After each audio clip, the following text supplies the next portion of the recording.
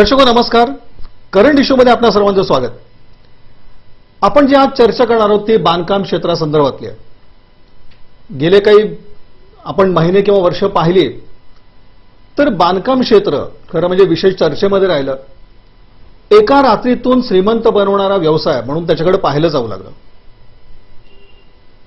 या व्यवसायामध्ये एकंदरीत आपण बघतो की जे कोणी नियमितपणे आपला व्यवसाय करणारे बिल्डर होते त्याचबरोबर एक नवा प्रवाह असं सुरू झाला की आज माझ्याजवळ पैसे आहे, आज माझ्याजवळ जमीन आहे, आज माझ्याजवळ मसल पॉवर आहे म्हणून एक नवा संच याच्यामध्ये सहभागी झाला.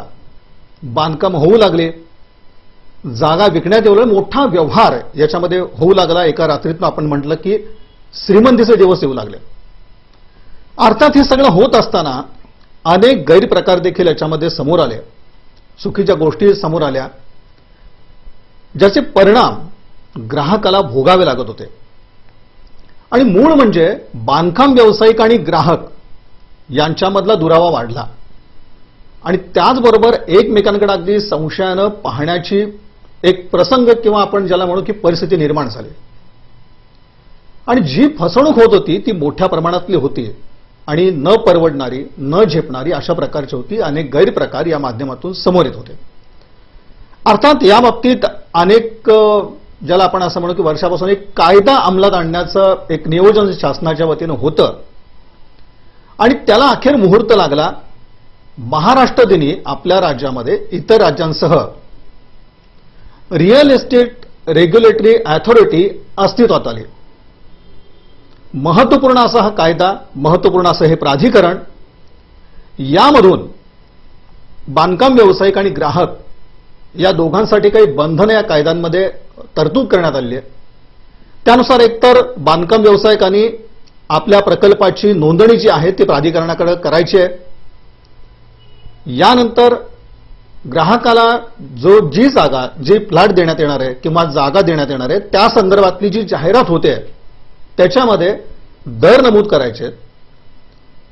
वेळेमध्ये घराचा ताबा द्यायचा आहे, नसेल तर व्यावसायिकांनी त्याची परतफेड त्या ग्राहकांना रकमेच्या स्वरूपात करायची. दंड देखील अशा परिस्थितीत बसू शकतो. आणि याचबरोबर असं आहे की प्रकल्पासाठी म्हणून जी काही ग्राहकांकडून रक्कम येणार आहे तर ती बँकेत व्यावसायिकांनी ठेवायची आहे आणि ती जी रक्कम आहे ती त्याच प्रकल्पासाठी वापरायची. आपण बऱ्याच वेळा बघतो की अनेक प्रकल्प एकाच वेळी एखाद्या बांधकाम व्यवसायाचे सुरू होतात आणि मग शेवटी कुठेतरी जी काही आर्थिक आपण आघाडी म्हणू ती बिघडते आणि त्याचे परिणाम देखील ग्राहकांना भोगावे लागतात. त्याचबरोबर चटई क्षेत्र असेल, पार्किंग असेल, या सगळ्या गोष्टींची तरतूद, नमूद हे ग्राहकांना माहिती करून द्यायची. याचबरोबर आणखीन असं आहे की जर समजा ग्राहकाकडनं काही गोष्टी चुकल्या तर त्याला देखील दंडाचं स्वरूप आहे, शिक्षा देखील आहे. महत्वाचं म्हणजे याच्यामध्ये बांधकाम व्यावसायिकांसाठी सुद्धा 3 वर्ष कैद किंवा दंड अशा स्वरूपाची एक तरतूद करण्यात आलेली आहे. अर्थात हे जे सगळं प्राविधान या सगळ्यामध्ये करण्यात आलेलं आहे याच्यावरून एक दिसून येतं की नक्कीच बांधकाम क्षेत्रामध्ये काही आलबेल होतं असं म्हणता येणार नाही आणि कुठंतरी चालून या सगळ्या गोष्टीला शिस्त लागावी. जे अगदी आपण म्हणू की रात्रीतनं श्रीमंत होण्यासाठी म्हणजे या व्यवसायात उतरलेत त्यांना चाप बसावा यासाठी रिअल एस्टेट रेग्युलेटरी अथॉरिटी हा एक महत्वपूर्ण असा आपण म्हणू की तरतूद या कायद्यान्वये करण्यात आलेली आहे. आणि आता याचे परिणाम काय, खरंच या सगळ्या व्यवसायाला चाप बसणार आहे का? जे काही गैरप्रकार होते त्याला आळा बसणार आहे का? ग्राहकांचं हित खरंच या पद्धतीतून साधलं जाणार आहे का? जो काही ऍक्ट येतो त्यामध्ये कुठंतरी चालून बांधकाम व्यावसायिकांना दिलासा मिळतोय का? खरंच बांधकाम व्यावसायिकांमध्ये अडचण होते, त्यांच्यावर अन्यायाची भावना होते का? हा नेमका कायदा आपल्याला काय सांगतोय आणि जे काही उद्दिष्ट शासनाचं आहे ते पूर्ण होऊ शकतं का या सगळ्या माध्यमातून? ही सगळी चर्चा करण्यासाठी आपण प्रसिद्ध बांधकाम व्यावसायिक श्रीयुत किशोरजी चंडक यांना आपल्या स्टुडिओमध्ये निमंत्रित केले. चंडक सर नमस्कार. नमस्कार. आपण म्हटलं सुरुवातीला की हा जो नवीन कायदा येतो आहे सगळं स्वरूप बघितल्यानंतर तुम्हाला काय वाटतं की खरंच काही याच्यातून अगदी शिस्त लागेल सगळ्या व्यवसायाला किंवा याचं स्वरूप काय सांगता येईल? शासनाने अनेक कायदे केले होते, आधी पण कायदे होतेच. कायदा हा नवीन आहे, ह्याच्यातल्या काही गोष्टी नवीन आहेत, पण कायदे आधीपासून होतेच. अर्थात अनेक गोष्टी अशा होत्या की ज्यामध्ये बांधकाम व्यावसायिक किंवा ग्राहक यांचा समन्वय नसल्यामुळे कुठलाही कायदा परिपूर्णपणे वापरला गेला नव्हता. आता असं होणार आहे की ह्या कायद्यामध्ये काही वेगळ्या अथॉरिटीज त्यांनी तयार केलेल्या आहेत, त्यांच्याकडून आपण ह्या मार्गदर्शन घेणार आहोत. आणि हे सगळं असल्यामुळे ह्या कायद्याची अंमलबजावणी करण्यासाठी आता अजून काही लोक आलेली आहेत आणि त्यामुळे ह्या कायद्याची काटेकोरपणे अंमलबजावणी होईल ह्याची आता खात्री वाटते आहे. आता ह्यामध्ये दुसरी एक गोष्ट आहे, आपण आता बोलताना सांगितलं की बांधकाम व्यावसायिक आणि ग्राहक यांच्यामधला हा दुवा आहे, ह्या दोघांना शिस्त लागण्यासाठी हा कायदा झालेला आहे. आणि ही आमची क्रेडाईच्या माध्यमातून अनेक वर्षापासूनची मागणी होती की आम्हाला वन नाईट स्टँडवाले, म्हणजे आपण सांगितल्याप्रमाणे ज्याच्याकडे पैसा आहे किंवा मसल पॉवर आहे किंवा जागा आहे, हे जे लोक बिल्डर झाली होती की ज्यांना त्या व्यवसायाशी काही घेणं देणं नव्हतं, एक बिल्डिंग बांधावी, ती विकावी, काही त्याच्यात घोळ झाले तर झाले आणि निघून जावं, ही जी भावना होती, ती भावना जो माणूस व्यवसाय म्हणून हा व्यवसाय करतो त्याच्यामध्ये ही भावना कधीच नव्हती. आपल्या ग्राहकाचं हित पाहावं, त्याला चांगली घरं द्यावी, हाच बांधकामाचा खरं म्हणजे बिल्डर लोकांचा मूळ इच्छा होती. आता होतंय काय की ह्या माध्यमातून जेव्हा आपण घरं बांधायला चालू करणार आहोत त्यावेळेस हे जे कायदे केलेले आहेत, थोडेसे कडक कायदे केलेले आहेत. याचं कारण हे की हे कडक कायदे ज्या माणसांनी, ज्या बांधकाम व्यावसायिकांनी आधीपासून हा कायदा पाळलेला आहे त्याला हे कायदे फार जाचक आहेत असं वाटणार नाही. पण जी लोक हा कायदा पाळतच नव्हती त्यांच्यासाठी मात्र ही अतिशय जबरदस्त मोठी चपराक आहे.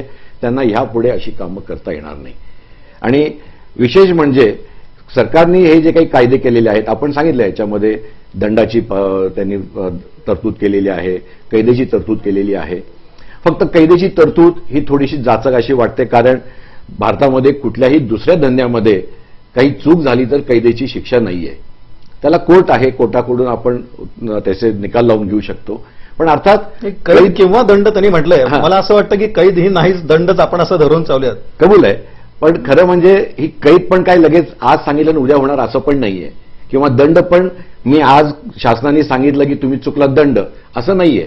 ह्याच्यामध्ये शासन तुम्हाला आधी विचारणार करणार आहे की तुमच्याकडून चुकलंय का, ह्याचं तुम्ही उत्तर द्या.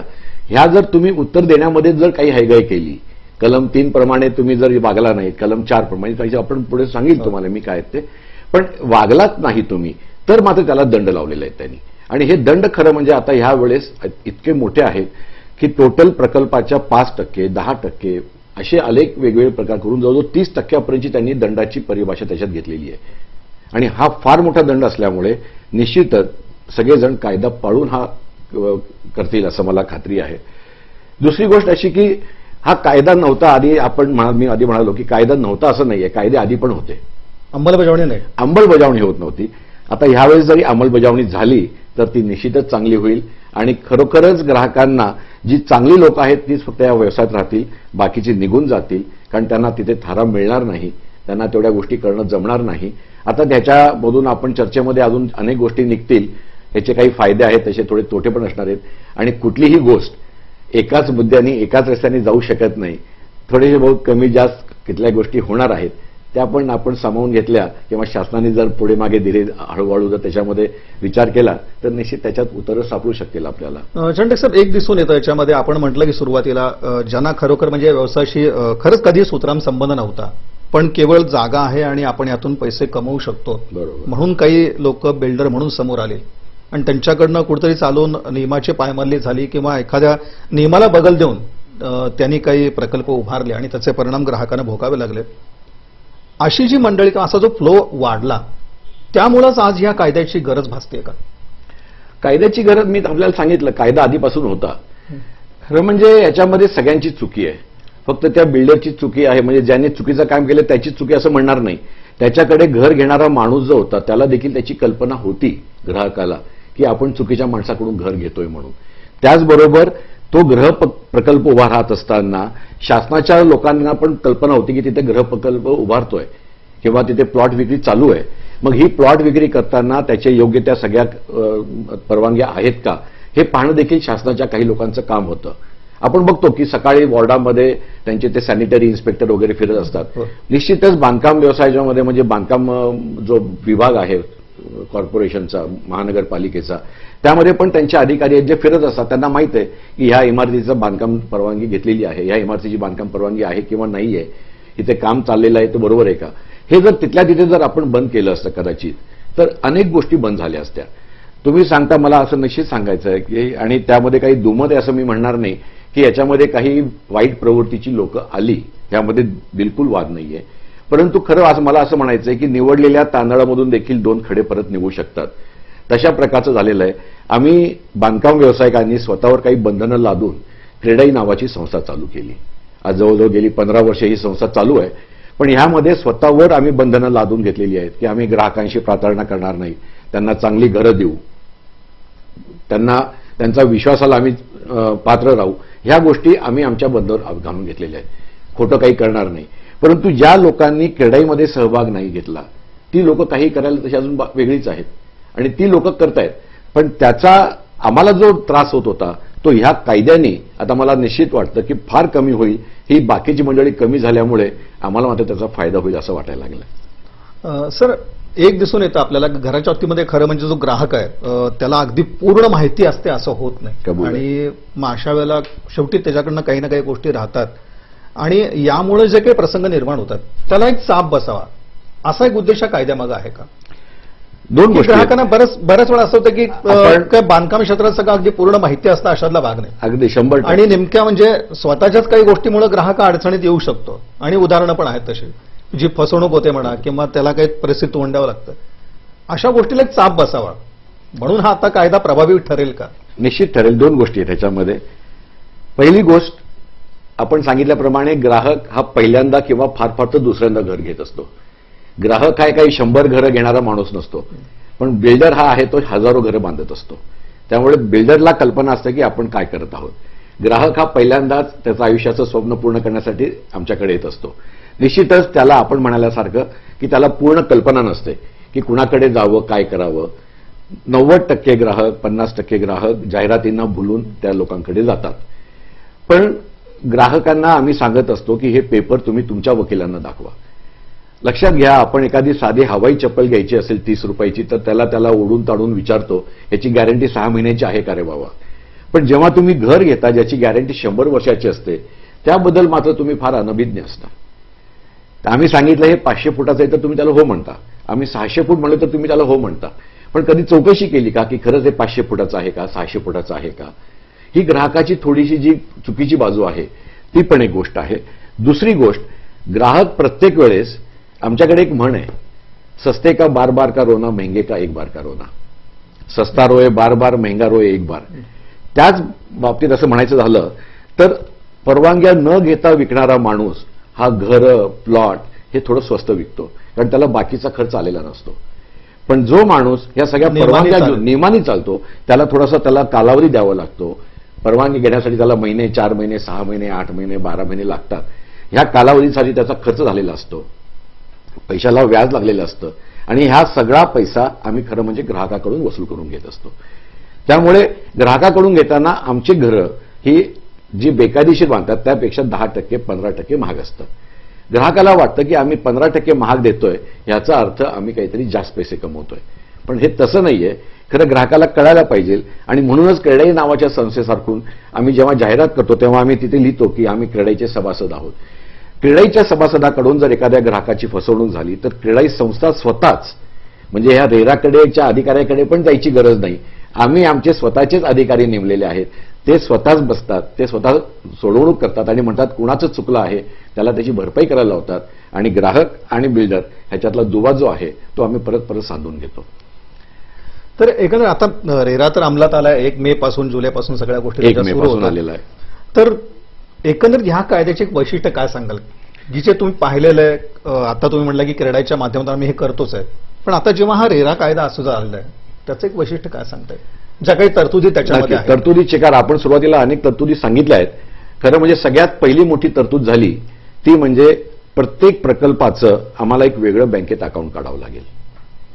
वेगळं अकाउंट करून त्या प्रकल्पाच्या माध्यमातून जेवढे पैसे येतील त्या आलेल्या सगळ्या पैशातून 70% पैसे आम्हाला त्या अकाउंटमध्ये ठेवावे लागतील आणि 30% पैसे आम्ही स्वतःच्या वापरासाठी म्हणून बाहेर घेऊ शकतो. आता ही 30% रक्कम कशी ठरवली तर एखादे जर आपण प्लॉट घेतला तर त्या प्लॉटची किंमत 30%, त्याच्यावरचं बांधकाम समजा एक 60% आणि वरचं नफा 10%, हा असा जर काय गृहीत धरून त्यांनी केला तर जमीन आमची आधीच गुंतवणूक झालेली आहे, त्यामुळे ते पैसे तुम्ही बाहेर घेऊ शकता. हा एवढाच शासनाने आम्हाला अधिकार दिलेला आहे. पण ह्यामध्ये होणारा फायदा असा आहे की त्या प्रकल्पाचे पैसे त्या एकाच ठिकाणी ठेवल्यामुळे त्या प्रकल्पाला कधीही आता पुढे अडचण येणार नाही. हा मोठा कायदा सरकारने केला आणि हा स्तुत्य आहे असं वाटतं. फक्त याच्यामध्ये चालू बांधकाम जे अर्धवट आहेत 30 एप्रिलपर्यंतची, त्यांना मात्र एक थोडासा शासनाने त्याबद्दल काही फार गंभीररित्या विचार केला असं वाटत नाही. त्यामध्ये अनेक त्रुटी आहेत, त्या कशा सॉल्व्ह कराव्या, त्या कशा त्याची सोडवणूक करावी हे अजूनही आम्हाला पण कळालं नाहीये. तर त्या निश्चितच थोड्या दिवसात त्याचे पण निकाल बाहेर येतील की कशा प्रकारे ते करावं म्हणून. दुसरी महत्वाची गोष्ट म्हणजे प्रत्येक प्रकल्प हा आता आम्हाला वेबसाईटवर आधी दाखवावा लागेल. परवानगी घेतल्याशिवाय, म्हणजे बांधकाम परवानगी घेतल्याशिवाय, त्या जागेचे सर्च रिपोर्ट असल्याशिवाय, आर्किटेक्टनी त्याला क्लिअर कट सांगितलं की बाबा हा बांधकाम करण्या योग्य झालेला आहे, त्या प्लॉटची सगळी कागदपत्र, त्या प्लॉटवर काही कायदेशीर बाबी शिल्लक आहेत का, ह्या सगळ्या बाबी आम्हाला त्याआधी लोड करायच्या आहेत वेबसाईटवर. ही लोड केल्यानंतर एक कमिटी जी आहे ती कमिटी हे सगळी स्क्रुटिनी करणार आणि ते त्याला हो म्हणून सांगणार. त्यांनी एकदा हो म्हणून सांगितलं की मग आम्ही ते घरं विकायला मोकळी होणार आहोत. यामध्ये होणार असं आहे. पण मला कौतुकाने अगदी सांगावं वाटतं की शासनाने, म्हणजे मुंबईमधला एक प्रकल्प ऑलरेडी सँक्शन झालेला आहे. म्हणजे कायदा अस्तित्वात येऊन आज फक्त 4-3 दिवस झालेले आहेत, परंतु तो कायदा, त्या कायद्याच्या अन्वये ज्यांनी प्रकल्प बरोबर तयार होते त्यांनी ऍप्लिकेशन केलं आणि त्यांचं दुसऱ्या दिवशी तो कायदा मंजूर, त्या कायद्यान्वये प्रकल्प मंजूर झालेला आहे. नोंदणी झाली. आता त्याला जाहिरात करता येईल, त्याला लोकांकडून पैसे घेता येईल, त्याला बुकिंग करता येईल, ह्या सगळ्या गोष्टी त्याला आता करता येतील. आधी काय होत होतं की आधी आम्ही जागा घेतल्याबरोबर त्याचा कच्चा प्लॅन तयार करून सँक्शनला प्लॅन दिला की आम्ही लोकांना सांगत होतो की माझ्याकडे फ्लॅट्स आहेत, तुम्ही विकत घेता तर तुम्हाला आम्ही ₹10, ₹20, ₹25, 5% स्वस्त देऊ. म्हणजे अस्तित्वात नसताना विक्री सुरू व्हायची. पण अस्तित्वात नसताना म्हणजे आपण जशी स्वप्न विकतो म्हणतो तशीच आम्ही पण ती विकत होतो, पण लोकांना घरं बांधून देत होतो आम्ही. पण फक्त फरक इतकाच होता की आम्हाला जर त्यांनी पैसे लवकर दिले तर आमचा व्याजाचा भार कमी होऊन आम्ही लोकांना पण ती घरं स्वस्त देऊ शकत होतो. आता होणार असं आहे की जागा घेतल्यानंतर या सगळ्या माध्यमातून प्रकल्प मंजूर होऊन तो वेबसाईटवर लोड करून त्याची परवानगी मिळेपर्यंतचा जो कालावधी लागणार आहे तोपर्यंतचा सगळा पैसा हा अटकून राहणार आहे. त्यामुळे निश्चितच घरांच्या किमती थोड्याशा वाढतील. पण ही झळ बिल्डरनाच बसेल? बिल्डरला कुठलीही झळ बसत नाही, हे मी तुम्हाला अगदी प्रामाणिकपणे सांगू इच्छितो. म्हणजे आता हा जो प्रकल्प आपण असं म्हणू की थोडासा उशिरा पूर्ण होईल, बिल्डरला झळ बसेल. गुंतवणूक आहे बिल्डरांची, बिल्डरांची गुंतवणूक वाढेल, परंतु शेवटी बिल्डर काय करणार? मला ₹100 ₹5 जास्तीचा खर्च झाला तर मी ग्राहकाकडून ₹105 ग्राहकाकडून वसूल करायचा मी प्रयत्न करणार. मग तेच म्हणताय तुम्ही घरं महागतील, घरं महाग होतील. आणि त्यासाठी म्हणून मला असं वाटतं की हा जो कायदा आहे, आपण सुरुवातीला पण सांगितलात की ग्राहक आणि बांधकाम व्यावसायिक ह्यांच्यातला दुवा, ह्या दोघांना शिस्त लागण्यासाठी हा कायदा झाला. आणि ह्या कायद्याने निश्चितच शिस्त लागेल, निश्चितच चांगले बांधकाम चालू होतील, बाकीचे लोक बाहेर पडतील. पण त्याचबरोबर ज्या गोष्टी आहेत की बांधकामाने सांगितलं, व्यावसायिकाने सांगितलं की मी ही जागा तुम्हाला 20 महिन्यामध्ये बांधून देईन, तर 20 महिन्यामध्ये बांधून देताना त्याला किती प्रकारच्या अडचणी आहेत?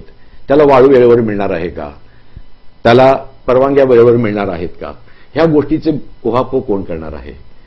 त्याला पाणी कनेक्शन, ड्रेनेज कनेक्शन, वीज कनेक्शन ह्या गोष्टी सरकार देणार आहे. त्या गोष्टी वेळेवर मिळणार आहेत का? ह्या जर गोष्टी वेळेवर मिळाल्या नाहीत तर त्या बिल्डरच्या हातातल्या गोष्टी नाहीयेत. आणि हे तुम्ही प्राधिकरणासमोर मांडू शकणार नाही? आम्ही मांडू शकणार नाही, कारण त्यांचं म्हणणं आहे हे फक्त आम्ही जो कायदा केलेला आहे हा फक्त ग्राहक आणि बिल्डरच्या मधला आहे. शासनाने आता ह्याबद्दल, अर्थात शासनाने प्लॅन मंजुरीला दिल्यावर 60 दिवसात मंजूर व्हायला पाहिजे. बांधकाम पूर्ण झाल्यानंतर जर वापर परवानग्यासाठी अर्ज केला तर 15 दिवसामध्ये शासनाने वापर परवानगी द्यायला पाहिजे, हेच लिहिलेलं आहे. पण त्याची काटेकोर बजावणी होत नाही. आम्ही फक्त तो ऍप्लिकेशन करायचं म्हणून एक ओसीसाठी, म्हणजे आपण सोलापूरचा जर विचार केला तर आज वाळू बंदच आहे.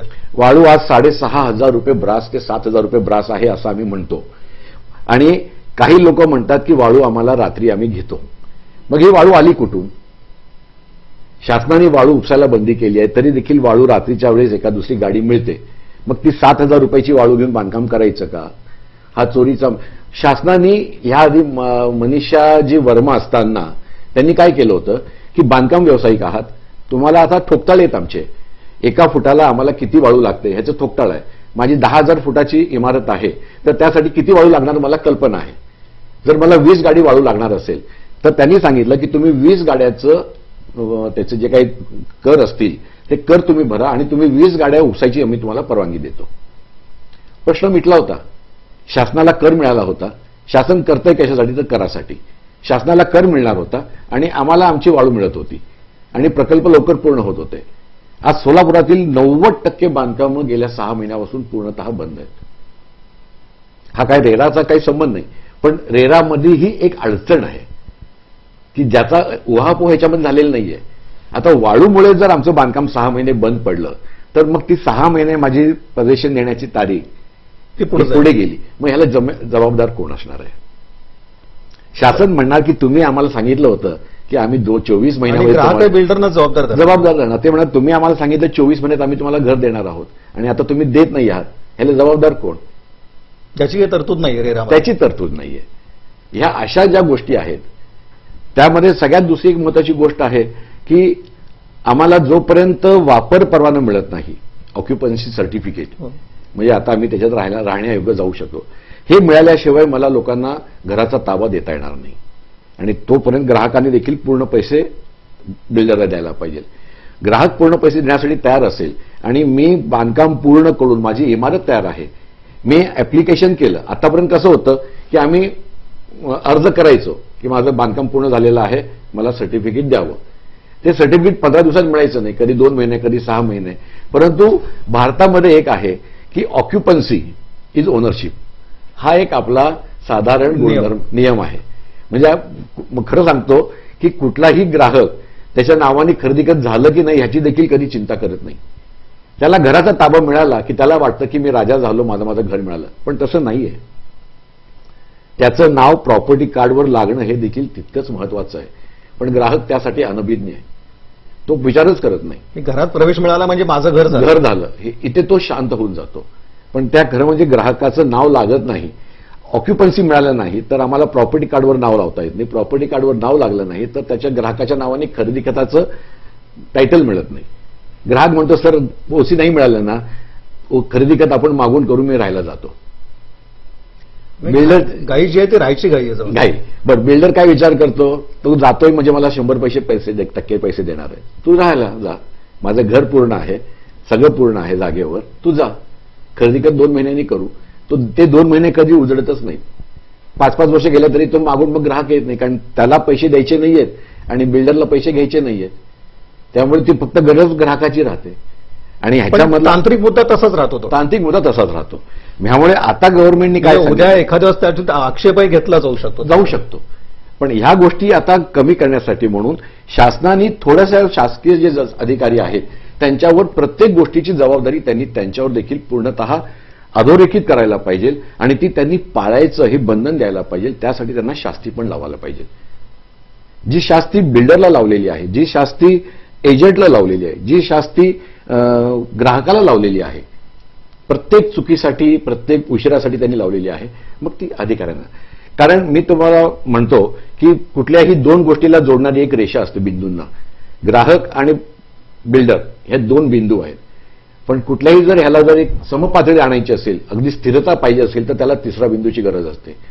3 बिंदूतून जो काही जागा जाते, आम्ही बिल्डर असल्यामुळे आणि इंजिनियर असल्यामुळे सांगतो, 3 बिंदूमध्ये टेकलेली वस्तू ही सगळ्यात जास्त स्थिर मानली जाते. पण हा 3रा जो बिंदू आहे हे शासन आहे. मग शासनमध्ये ते कॉर्पोरेशन असेल, MSCBचं ऑफिस असेल, कलेक्टरेट असेल, हे सगळे जे आहेत ते 3ऱ्या बिंदूमध्ये येतात. ह्यांचं सहकार्य अतिशय महत्वाचं आहे.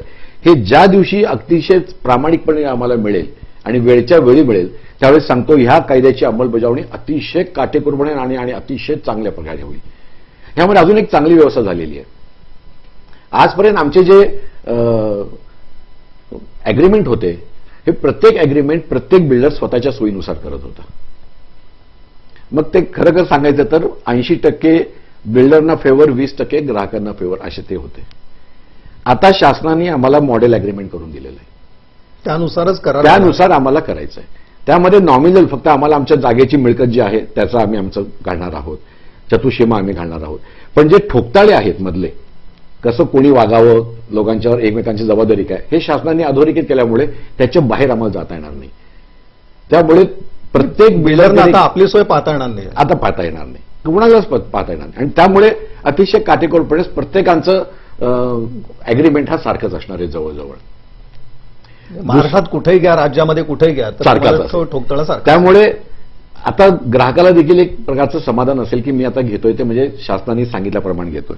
दुसरी गोष्ट, अनेक वर्षापासून आमची मागणी होती की कार्पेटनुसारच विकायला सांगा आम्हाला आणि बाकी सगळ्या ठिकाणी कार्पेटनुसारच करा. अजूनही त्यासाठी एक थोडासा एक प्रॉब्लेम असा आहे की काही ठिकाणी शासन आम्हाला सांगतं की तुम्ही अग्रीमेंटमध्ये कार्पेट एरिया लिहा आणि जेव्हा आम्ही रजिस्टर दस्त करायला जातो तेव्हा पार्किंग आहे. नाही, त्यावेळेस ते सांगतात बिल्टअप एरिया किती आहेत म्हणून. ते जे दर आहेत ते त्यांनी बिल्टअप एरियावर लावलेले आहेत. शासनाने पण एकदा कार्पेट एरिया नक्की केल्यावर सगळ्या ठिकाणी कार्पेट एरियाच वापरायला पाहिजे. बिल्डिंगचा नकाशा देखील कार्पेट एरियावरच मंजूर करावा. दस्ताजी आकारणी आहे, स्टॅम्प ड्युटीची आकारणी आहे, ती देखील कार्पेटवरच करावी. हे जर झालं तर ते सुसूत्रीपणा येईल. तो आता सध्या नाहीये. त्यामुळे लोक ग्राहकांना फसवू शकतात. 400 चौरस मीटरचं कार्पेट हे सगळ्या ठिकाणी 400 चौरस मीटरचंच कार्पेट असतं. पण 400 चौरस मीटरचं बिल्टअप हे 400 चौरस मीटर कधीच नसतं. ते कुठे 380 असतं माझ्या दृष्टीने, कोणाच्या दृष्टीने ते 410 असतं, तर कोणाच्या दृष्टीने ते 480 असतं. मग खरं काय? आणि कोणी याच्यात खोलात जाणार नाही. खोल जात नाही. ग्राहक अतिशय म्हणाल ना आपल्याला, चप्पल मात्र तो बजावून घेईल 30 रुपयाची, पण 30 लाखाचं घर घेताना मात्र तो फार विचार करत नाही. आणि ही जागरूकता पाहिजे. ही जागरूकता पाहिजे. ह्या कायद्याने थोडीशी तरी त्याच्यामध्ये यावी अशी. आणि ह्याच्यात एक दुसरी गोष्ट आहे, बिल्डरला जसे त्यांनी बंधनं घातलेली आहेत तशीच बंधनं त्यांनी ग्राहकावर पण घातलेली आहेत. त्यामुळे ग्राहकाला आता चांगल्या माणसाकडून घेणं पण कर्मपात्र आहे. ग्राहकाला देखील आता स्वतःचे पैसे वेळेवर देणं देखील कर्मपात्र होणार आहे. ग्राहक खोटी कारणं सांगून उशीर लावू शकणार नाही. ह्या पण गोष्टी होणार आहेत. त्यामुळे चिकार गोष्टींनी दोघांना त्यांनी ऍडजस्टमेंट जी होती ती संपली असं पण ती सगळी संपलेली आहे आणि ते अतिशय चांगलं आहे असं माझं म्हणणं आहे. No adjustment. जे आहे ते खुल्लम खुल्ला आहे, हे आम्ही विकणार आहोत, हे तुम्हाला पाहिजे असेल तर घ्या, नाही तर नाही. खोटं काही सांगायची गरज नाही. कार्पेट एरिया ही कार्पेट एरियाच दिसणार आहे. तुम्ही अर्ध्या रात्री पट्टी लावून मोजा, ती तुम्हाला दिसायला पाहिजे. ह्या गोष्टी जेव्हा होतील तेव्हा निश्चितच ह्या कायद्याचा फायदा सगळ्यांना होईल. चंड साहेब, ग्राहक कशा पद्धतीने दाद मागू शकणार आहे याच्यामध्ये सगळ्यात? आता आपण असं म्हणू की ग्राहकही दाद मागू शकेल आणि बिल्डर देखील दाद मागू शकेल. तो कशा पद्धतीने तो कुणाकडे दाद मागणार आहे सगळ्या? ह्याच्यामध्ये दाद मागायची आहे ती रेराच्या अधिकाऱ्याकडेच मागायची आहे. दोघांनाही, बिल्डरला पण आणि ग्राहकाला पण. पण जोपर्यंत दोघांचं नातं एकमेकांशी जोडलं जात नाही तोपर्यंत त्याला मागता येणार नाही. आणि अधिकाऱ्यांनी जर एकदा तुम्हाला काही निर्णय दिले, बिल्डरला सांगितलं की तुला एवढी एवढी कामं करावी लागतील, तर त्या व्यावसायिकाला तेवढी कामं तेवढ्या मुदतीत करावीच लागणार आहेत. त्यांनी जर ती कामं केली नाही तर त्यांना 10% दंड आहे. आम्ही जेव्हा त्या वेबसाईटवर आम्ही जेव्हा प्रकल्प दाखल करणार आहोत त्यावेळी जर काही चुकीची बातमी आम्ही त्यांना कल्पना दिली किंवा ओसी नसताना आम्ही म्हणजे बिल्डिंग परमिशन नसताना आम्ही घातलं तर त्याचे दंड वेगळे आहेत. त्यानंतर जर तिथे जरी कायद्याला समजा एखाद्याने दाद मागितली आणि रेराच्या अधिकाऱ्यांनी त्याला काहीतरी निर्णय दिला, त्या निर्णयाच्या विरुद्ध जायचं असेल किंवा तो निर्णय पटला नसेल तर त्याला ट्रिब्युनलची पण त्यांनी व्यवस्था केलेली आहे. ट्रिब्युनलकडे लवाद्याकडे त्याच्याकडे जाऊन तुम्ही दाद मागू शकता. म्हणजे कसं केलेलं आहे की शासनाने ह्यामध्ये 2 वेगवेगळ्या अथॉरिटी तयार करून त्यांच्याकडे दाद मागण्यासाठी दोघांनाही पर्याय उपलब्ध करून दिलेले आहेत. आणि ह्याच्यामध्ये जो कोण त्यांना खोटं केलेलं असं वाटेल त्याला त्यांनी दंडाची तरतूद केलेली आहे. त्यामुळे प्रत्येक जण घाबरून असणार आहे की आपण खोटं करायच्या आधी आपल्याला दंड लागणारच आहे. आणि हे दंड अतिशय मोठे आहेत. एखादा प्रकल्प समजा जर तुम्ही 10 कोटी रुपयाचा असेल, त्या प्रकल्पाच्या 30% पर्यंत जर रक्कम तुम्हाला दंड दाखल जर कधी द्यावी लागली चुकून तर परवडणारच नाही. त्याचा फायदा असणार आहे 10-20 लाख रुपये, 50 लाख रुपये. आणि जर त्याला बंद करून बसावं लागेल. अर्थात त्याला ते बंद करून पण बसता येणार नाही. त्याला ते काम पूर्ण करावंच लागणार आहे. कारण 70% पैसे तिथे पण त्याचे आहेत तिथे अटकलेले. म्हणजे प्रकल्प कुठलाही परिस्थिती कुठलाही बिल्डर अर्धवट सोडू शकणार नाही, पळून जाता येणार नाही त्याला. आणि क्लायंटला पण त्यांनी असं दिलेलं आहे. मला त्याचं पण खरं एक आश्चर्य वाटलं की क्लायंटनी पैसे वेळेवर दिले नाही, खोटी तक्रार केली वगैरे, तर क्लायंटला पण त्याच्या रकमेच्या 10% पर्यंत दंड आणि 1 वर्षाचा कारावास त्यांनी क्लायंटला पण सांगितलेला आहे. म्हणजे असं नाहीये की फक्त त्यांनी बिल्डरलाच पकडलेलं आहे, पण त्यांनी क्लायंटला पण सांगितलं की तुम्ही जर वेळेवर काही वेगळं केलं नाही, तुम्ही खोटं करत असाल, काहीतरी कारण नसताना तक्रारी करत असाल, चुकीच्या तक्रारी करत असाल, सवय लागली लोकांना तक्रार करून बसायचं, म्हणजे आपल्याला 1 महिना 2 महिने आपल्याला पैसे द्यायला उशीर मिळतो. खरं म्हणजे विश्वासात जर एकमेकांनी दोघांना घेतलं तर ह्या सगळ्या गोष्टी सुरळीत होऊन जातात. असं आणखीन एक असं होतं की बऱ्याच या रेरामध्ये तरतुदी करण्यात आलेल्या आहेत. मुख्य म्हणजे शेवटी एक असं असतं की जेव्हा काही जाहिराती किंवा काही गोष्टी नमूद केलेल्या असतात बिल्डरने की अमुक एक आम्ही सुविधा देतो आहेत आणि आणखीन एक प्रकल्पाचं असं काही वैशिष्ट्य असेल, याच्यावर देखील रेरामध्ये फार मोठा कटाक्ष टाकण्यात आलेला आहे. आणि खास करून पार्किंगची जागा असेल किंवा आपण ज्याला म्हणू की सरफेस एरिया, चटई क्षेत्र, हे जे सगळ्या गोष्टी आहेत, तर हे देखील तुमच्या त्या जाहिरातीमध्ये नमूद तुम्हाला करावं लागणार आहे. आणि त्याचबरोबर जे आपण महत्वाचं म्हणू की दर, जागेचे दर देखील तुम्हाला तिथंच टाकावं लागणार. काही अडचणीचं असं काय वाटतं का की 2 गोष्टी याच्यामध्ये अडचणीचं म्हणजे असं काही नाही, किंवा या गोष्टी काही लपवून ठेवल्या जात होत्या यापूर्वी ग्राहकांकडनं, असं काही होत होतं? मी आधी आपल्याला सांगितल्याप्रमाणे क्रेडाईच्या माध्यमातून घेतलेल्या लोकांना 95 ते 98% घरं जसं जाहिरातीमध्ये सांगितले तशा प्रकारची त्यांना घरं मिळाली. परंतु बाकीच्या लोकांचं मी आज तुम्हाला अगदी खात्रीशीरपणे सांगू शकणार नाही. क्रेडाईच्या माध्यमातून जर कुणाच्या बिल्डरकडून काही चूक झाली तर क्रेडाईच्या माध्यमातूनच आम्ही त्यांना सांगत होतो, आमचा लवाद बसायचा आमच्यामध्येच, क्लायंटला बसवायचो, बिल्डरला बसायचो, आमचे 3 बिल्डर वेगळे बसायचे, एकमेकांचं ऐकून घ्यायचे आणि त्याच्यावर निर्णय द्यायचे जो दोघांनाही मान्य असायचा. आता ह्याच्यामध्ये काय होणार आहे की चुकीची जाहिरात तुम्ही दिली तर ती चुकीची जाहिरात मानता येणार नाही. आता तुम्ही जाहिरात तिथे दिलेली आहे ह्याचा अर्थ तुम्हाला त्याचप्रमाणे वागावं लागणार आहे. आधी आम्ही ती जाहिरात फक्त आम्ही तिथे खाली लिहायचो स्टार करून, नियम आणि अटी लागू. पार्किंग दाखवताना छोट्याशा जागेमध्ये, म्हणजे जागा 10 बाय 10ची आहे, त्याच्यामध्ये 3 गाड्या पार्किंग दाखवायच्या खेळण्यातल्या की ज्या कधीच आयुष्यात तिथे बसू शकत नाहीत. मग 10 बाय 10 मध्ये जर साधी मोटरसायकल 2 बसतात तर तिथे तुम्ही 3 गाड्या कशा बसवणार? पण ह्या असे नकाशे देखील मंजूर होत होते. यामध्ये सगळ्यांचाच हात होता, बिल्डर पण होता, आर्किटेक्ट पण होता, अधिकारी पण होते. या सगळ्या गोष्टींना आता चाप लागणार आहे. त्यामुळे जे सत्य आहे ते समोर येणार आहे. जे सत्य आहे तेच तुम्हाला सांगायचं आहे. जे सत्य आहे तेवढीच कार्पेट एरिया तुम्हाला सांगायची आहे. त्यामुळे चांगल्या गोष्टी होणार आहेत. मी तुम्हाला एक दुसरी गोष्ट सहज सांगतो की मी आज या व्यवसायामध्ये जवळजवळ 40 वर्षापासून आहे. 40 वर्षापूर्वी माझी बांधलेली घरं आणि आजची जर घरं पाहिली तर तुम्हाला याच्यामध्ये जमीन आसमानचा फरक दिसेल. जे खरोखरच बिल्डर आहेत, जे खरोखर या व्यवसायाशी निगडीत आहेत, गेली अनेक वर्ष व्यवसाय करतायत, खरं म्हणजे ग्राहकांनी त्यांच्याकडूनच घरं घ्यायला पाहिजे. आणि ग्राहकांना माहीत असतं की आपल्या गावामध्ये किती लोक आहेत की जी 10 वर्ष, 15 वर्ष, 20 वर्षापासून व्यवसाय करतायत. माझं असं म्हणणं नाही की नवीन व्यवसायिकांनी आले त्याकडे जाऊ नये, पण नवीन व्यावसायिक असेल तर त्याची कमीत कमी त्यांनी विश्वासार्हता तरी निर्माण व्हायला हवी, ती निर्माण व्हायला आणि त्याची बघायला पण पाहिजे. आणि त्या नवीन बांधकाम विकसनकर्त्यांनी देखील ती तयार करायला पाहिजे चांगलं काम करून. पण निश्चित मी तुम्हाला सांगतो की हल्ली जर स्वतःला घर बांधायचं असेल तर त्याहीपेक्षा चांगली घरं आज बिल्डर बांधून देत आहे. ज्या आम्ही दाखवतो जाहिरातीमध्ये त्याहीपेक्षा चांगली घरं निर्माण करावी हाच त्याचा दंडक आहे. हल्ली असं व्हायला लागलंय.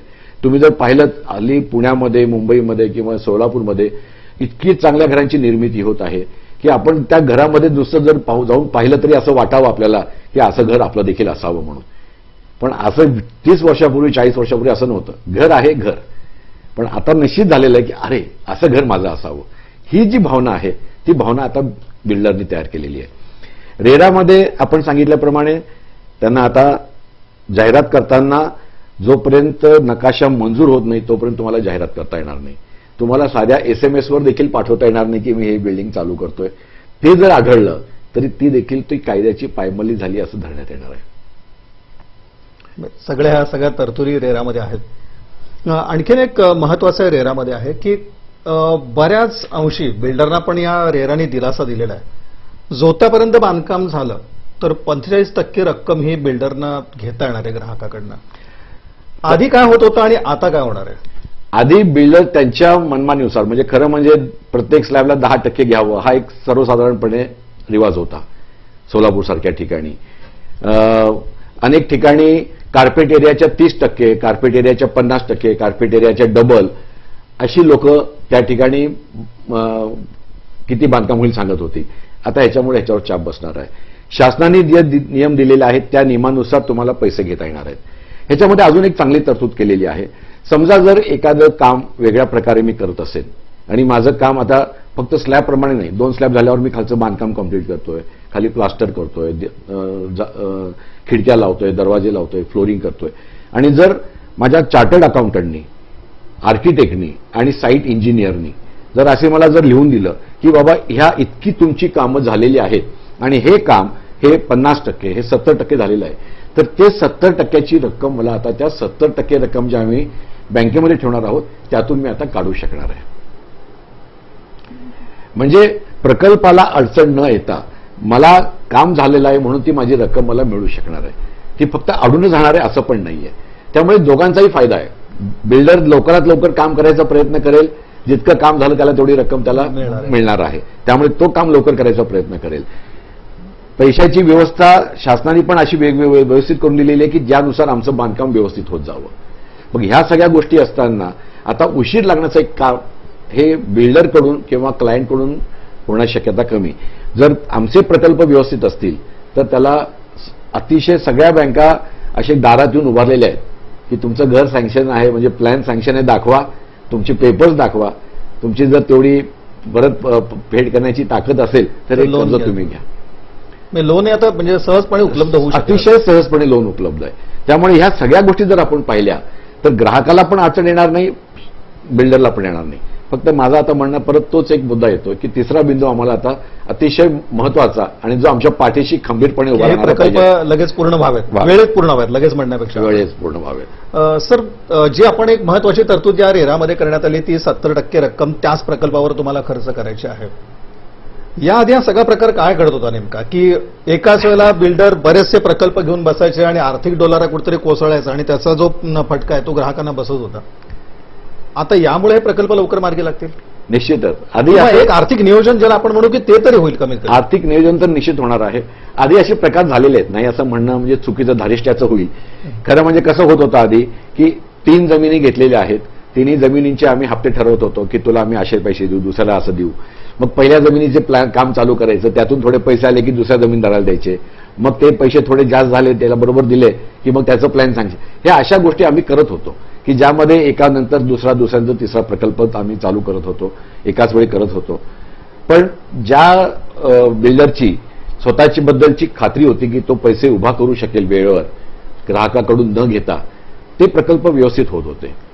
ह्याच्यामध्ये दुसरी पण गोष्ट अशी झाली की मी आधी आता सांगितल्याप्रमाणे की जमीन मालक पण चिकार ठिकाणी जमीन आमची प्रकल्प सादर करताना जमीन मालकाची अडचण नाहीये, कारण आम्ही त्याच्यामध्ये तुम्हाला रिपोर्ट दिलेला आहे 30 वर्षाचा, 50 वर्षाचा. लिटिगेशनची आम्ही तुम्हाला माहिती दिलेली आहे की लिटिगेशन कुठलंही नाहीये. पण त्यानंतर त्यांच्या काही भावकीमध्ये वगैरे तंटे निर्माण झाले तरी देखील प्रकल्प उशिरा होत होते. आणि तिसरी गोष्ट त्यांनी सांगितलेली आहे की तुम्ही सोसायटी लगेच फॉर्म करा, म्हणजे त्या लोकांना असं वाटायला पाहिजे की आता मला ही जागा मिळणार आहे, सोसायटी झाली म्हणून. अर्थात वेगवेगळे प्रकार आहेत, तुम्ही ओनरशिप फ्लॅट प्रमाणे देणार आहात की सोसायटी फॉर्म करून देणार आहात, वेगवेगळे प्रकार आहेत त्याबद्दल. परंतु हे सगळ्या गोष्टी आता होणार असल्यामुळे कदाचित ग्राहकाला असं वाटायला पाहिजे की माझ्या या गोष्टी होतील पण मला पण तेवढ्याच गोष्टी मला कराव्या लागतील. होतंय काय, पुण्यामध्ये मी अनेक ठिकाणी पाहिलं, मी त्यांना विचारतो तुम्ही सोसायटी का करत नाही, काय आम्ही सगळे जे आम्ही फ्लॅट ओनर आहोत ते कधी एकत्रच येत नाही. बरोबर, ही पण एक गोष्ट आहे. प्रत्येक वेळेस लोक एकत्र येणे हे अवघडच आहे, फार अवघड आहे. आणि मग ते एकत्र आले नाही की मग त्या सगळ्यांना एकत्र मिळूनच ती सोसायटी करावी लागते आणि सोसायटी होत नाही, दाद मागू शकत. या सगळ्या गोष्टी एकमेकांशी खरं म्हणजे पूरक आहेत. फक्त एकालाच नाव ठेवण्यासारखं नाहीये, बिल्डरलाच नाव ठेवायचं नाही किंवा क्लायंटलाच नाव ठेवायचं नाही किंवा शासकीय अधिकाऱ्यांना पण दुसरं नाव ठेवून काही उपयोगाचं नाही. चिकार गोष्टी होतात लवकर, परस्पर आता सामंजस्य हवं. आता सचोटी देखील पाहिजे. आता हे ह्याच्यामुळे जर झालं तर मला असं वाटतं की जो आपण चालू आहे की पारदर्शकपणे कारभार करा, सगळा कारभार शासन पारदर्शक होतंय तर आम्ही पण पारदर्शक व्हावं, हा जर ह्याच्यामध्ये प्रकल्प आला तर अतिशय चांगल्या गोष्टी होतील. चंडक साहेब, महत्वाची रेरामध्ये जी तरतूद आहे की शेवटी एक पूर्णत्वास काम गेलंच नाही तर एक तरतूद अशी की 3 वर्ष शिक्षा किंवा कैद 3 वर्ष कैद किंवा दंड असं म्हटलेलं आहे. त्यांनी किंवा म्हटलेला हा भाग वेगळा झाला. पण हे सगळं मान्य आहे का तुम्हाला? हे अशा प्रकारे तरतूद, एक बिल्डर म्हणून या सगळ्या तरतुदीकडे तुम्ही कशा पद्धतीने बघताय? आणि खरंच काहीतरी चाप बसावा म्हणून ही तरतूद आहे का? काही तकलादू असं वाटतं तुम्हाला त्यामध्ये? नाही, तकलादू आहे असंही म्हणणार नाही, चाप बसावा म्हणून कैद तर नाही. हे चुकीचंच आहे असं हे तुम्हाला कैद मला खरं म्हणजे माझं वैयक्तिक मत मी असं सांगेन. अर्थात आम्ही या बाबतीत सरकारशी अनेक वेळा म्हणजे जेव्हा मार्च 16 मध्ये केंद्रीय सरकारने हा कायदा अस्तित्वात आणला आणि एप्रिल 17 मध्ये महाराष्ट्र शासनाने हा कायदा आणला आपल्याकडे आणि 1 मे पासून हा लागू झाला. पण यामध्ये अनेक वेळा त्यांनी शासनाने आम्हाला बोलवून क्रेडाईच्या लोकांना बोलवलं, वृत्तपत्रात प्रसिद्धी देऊन त्यांनी सजेशन ऑब्जेक्शन मागवले, तुम्ही सूचना द्या म्हणून. यामुळे आम्ही अनेक वेळा त्यांना सांगितलं की कैदेची ही जी आहे ही कदाचित तुम्ही ठेवू नका. दंड ही गोष्ट वेगळी आहे, कैद ही गोष्ट वेगळी आहे. कारण कसं आहे की कुठलाही सर्वसामान्य माणूस, एक बिल्डर जरी आपण विचार केला तरी तो एक थोडासा प्रतिष्ठित असा नागरिक आहे. प्रत्येकाला तुम्ही खडा समजू नका. चांगली माणसं आहेत या व्यवसायात आलेली, अनेक लोकांना घरं दिलेली आहेत. भारताचा जर आपण सगळा पसारा पाहिला तर शेतकऱ्यानंतर जास्तीत जास्त काम देणारा हा व्यवसाय आहे. मग हा एवढाच व्यवसाय जर फळत असेल, इतक्या लोकांना घरं मिळालेली आहेत, घरं मिळालेली किती लोक आहेत आणि घरं न मिळाली अशी किती लोक आहेत, असं जर आपण विचार केला किंवा अन्याय झाला तर तो 0.5% पण सापडणार नाही. पण 0.5% आमची प्रतिमा खराब झाली ही निश्चित, याबद्दल वाद नाही. त्या 0.5% लोकांनी आमचे 99-99.5% लोकांची प्रतिमा खराब केली. परंतु आता झालं काय की ह्या प्रतिमा खराब होतात त्यामध्ये नाही. आपण विषय काय केला होता? मी वेगळ्या विषयाकडे एक तर नाही, मुळामध्ये जी काही तरतूद आहे शिक्षेची, तोच मुद्दा तुम्ही बोलता. शिक्षाची आता तरतूद, त्यामुळे जर हे म्हणजे मी सांगितलं की त्या थोड्या लोकांमुळे ही शिक्षेची तरतूद आलेली आहे. पण ही शिक्षेची तरतूद थोडीशी जाचक आहे अशी वाटते. दुसऱ्या कुठल्याही धंद्यामध्ये पण सर दंड भरून मोकळे होतील. दंड भरणं सहज सोपं आहे ते म्हणतील. दंड भरणं पण हा अर्थात मी दंड भरणं पण सोपं आहे असं म्हणणार नाही. 10 कोटीच्या एका प्रकल्पामध्ये, आणि हल्ली 10 कोटी आणि 20 कोटी प्रकल्प म्हणजे काहीच नाही. ते सोलापूरसारख्या ठिकाणी आपण म्हणतोय, मुंबईसारख्या ठिकाणी ते 500 आणि 1000 कोटीची गोष्टी करतात. आणि 1000 कोटीमध्ये जर 30% दंड असेल तर 300 कोटी दंडमध्ये माणूस जगू शकणार नाही. म्हणजे आत्महत्याशिवाय दुसरा पर्याय राहणार नाही त्याला. पण ह्या पण दंडाच्या अतिशय मोठ्या बाबी झाल्या, त्या पण चुकीच्या आहेत असं वाटतं मला. पण थोडासा चाप बसायला पाहिजे होता म्हणून. आणि दुसरी गोष्ट मी माझ्या वतीने सांगायचं म्हटलं तर मी 40 वर्षामध्ये जे काही काम केलं आहे तर त्या 40 वर्षाच्या कामाचा जर मी असा आढावा घेतला तर मला असं वाटेल की ते 10% असू दे नाही तर 30% असू दे, मला काय फरक पडणार आहे? जेल पर्यंत जाऊच नाही, जाणारच नाहीये मी. कारण माझं कामच जर मी सचोटीने करत आलो तर मला काहीच प्रॉब्लेम नाहीये. तर असा जो वर्ग आहे हा वर्ग निश्चितच त्याच्या बाबतीत काही फार विचार करणार नाही. म्हणजे ती तरतूद आहे, याच्या पलीकडे आमच्या दृष्टीने त्याला फार महत्व असं होणार नाही. जो व्यवस्थितपणे काम करणारा बिल्डर आहे त्याच्या दृष्टीने ही जी संकल्पना आहे दंड आणि याची, त्याला तो घाबरणार नाही.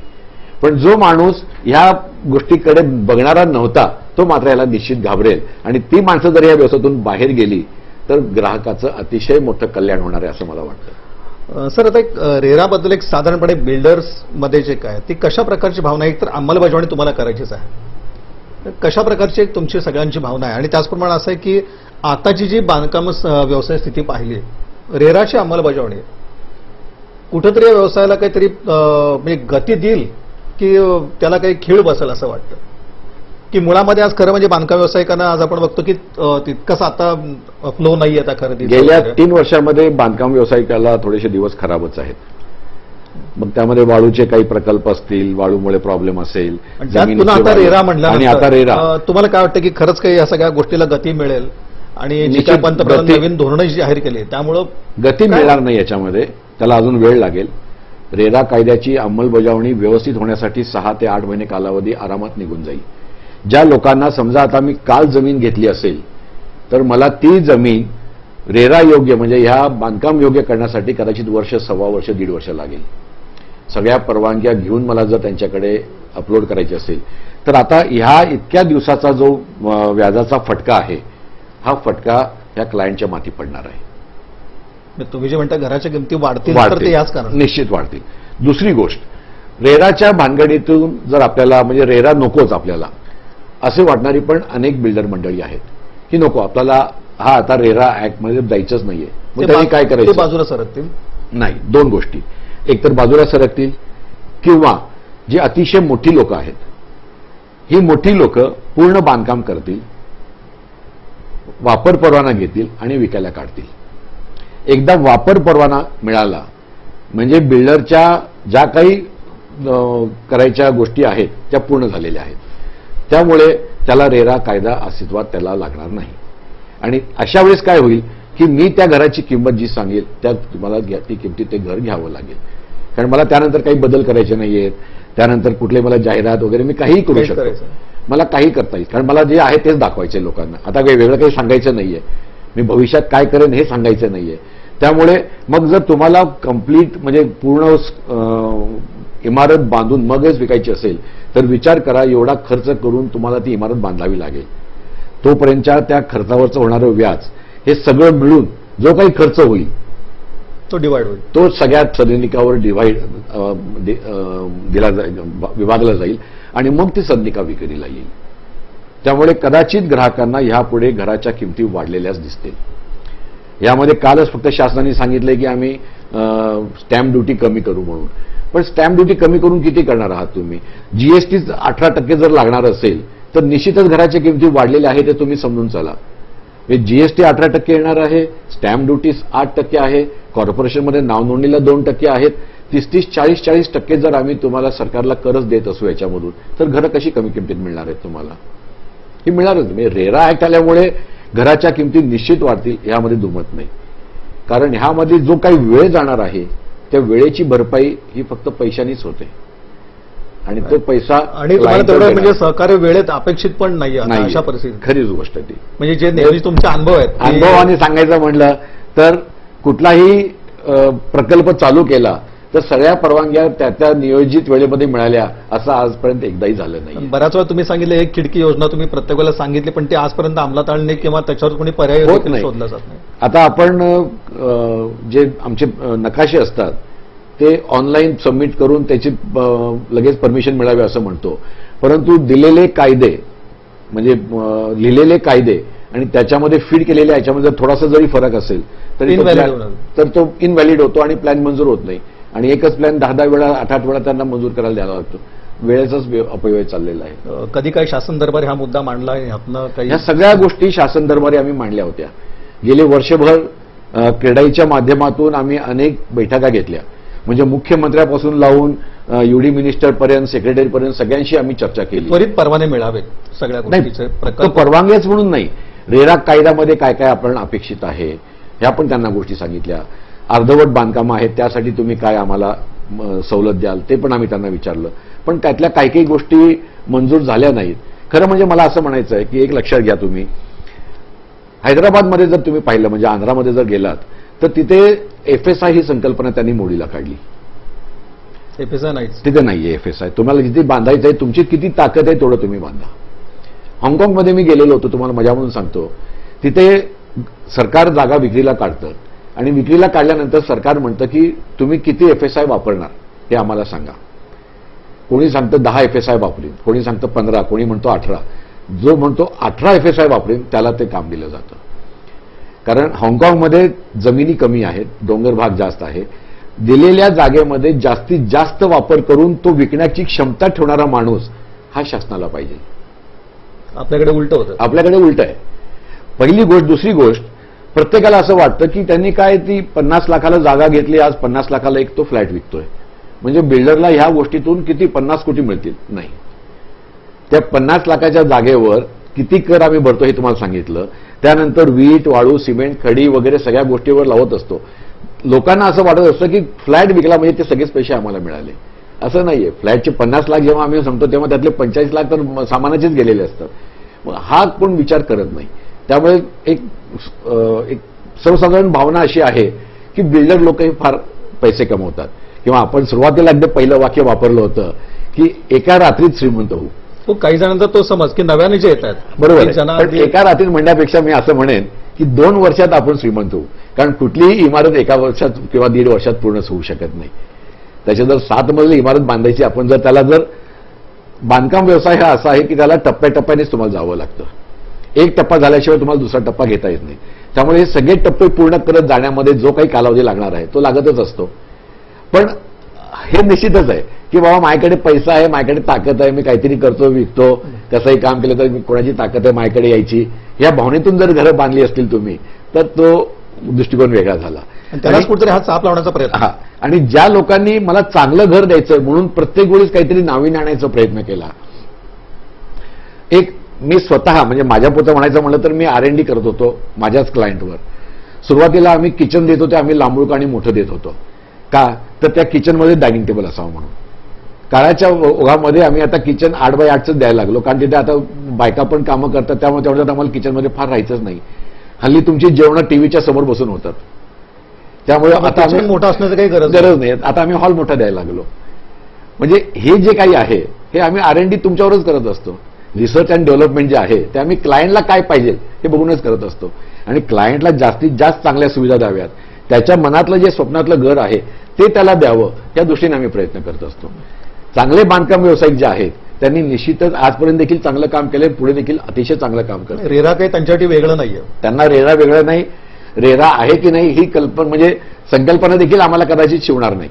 फक्त ज्या काही 2-3 कागदोपत्री ते पूर्ण करायचं, फक्त कागदोपत्री पूर्ण करायचं आहे. हा एक फक्त सुरुवातीला करायचं आहे. कागदोपत्री पूर्ण आम्ही आधी पण करत होतो, पण कदाचित काही वेळेस आम्ही बांधकाम चालू व्हायच्या आधी देखील आम्ही फ्लॅट विकत होतो की ज्यामध्ये आम्हाला पैसे येतील आणि आम्ही बांधकाम करू शकू, थोडेसे पैशाची विवंचना कमी होईल. आता तसं होणार नाहीये.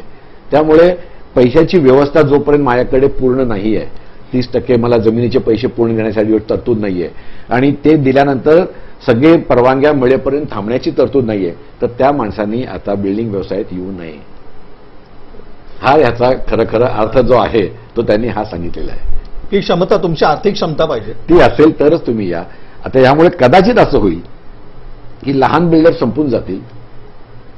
एक म्हणजे 15 फ्लॅट 20 फ्लॅट बांधणारा बिल्डर हा नामशेष होऊन जाईल आणि 500 फ्लॅट 800 फ्लॅट 1000 फ्लॅट बांधणाऱ्या ज्या मोठ्या मोठ्या कंपन्या आहेत तेच फक्त राहतील, कारण त्यांच्याकडे अमाप पैसा आहे, लोकांचा आलेला पैसा त्यांच्याकडे आहे.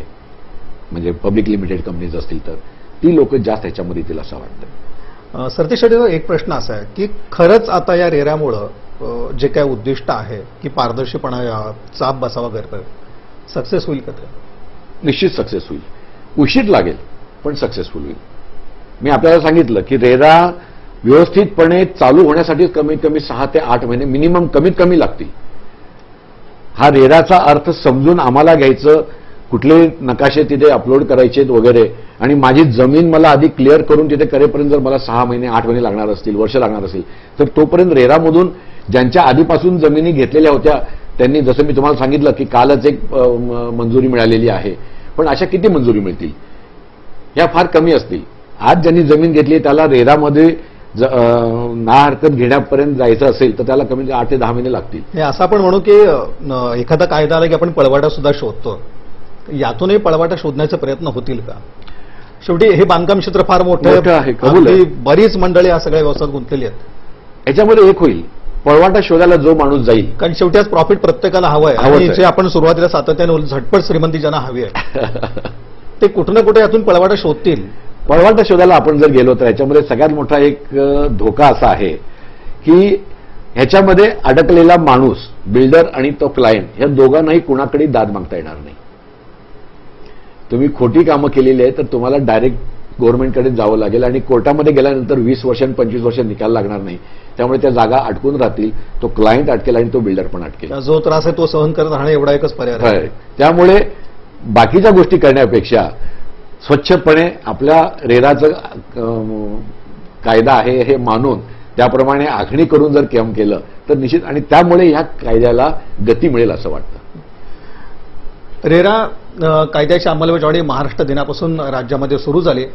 खरं म्हणजे जे मोठं बांधकाम क्षेत्र आहे तिथं कुठेतरी नियमितता हवी, एक पारदर्शी कारभार हवा, ज्यामध्ये व्यावसायिक आणि ग्राहक या दोघांचं हित साधलं जावं, अशा पद्धतीचा हा कायदा राज्यानं अंमलात आणलेला आहे. खरोखर आपण बघितलं की हा कायदा अंमलात आणला गेला याचा अर्थ असं होतं की पूर्वी काही सगळं काही ठीक होतं असं काही नाही, आणि त्यामुळंच हा कायदा अस्तित्वात आणलेला आहे.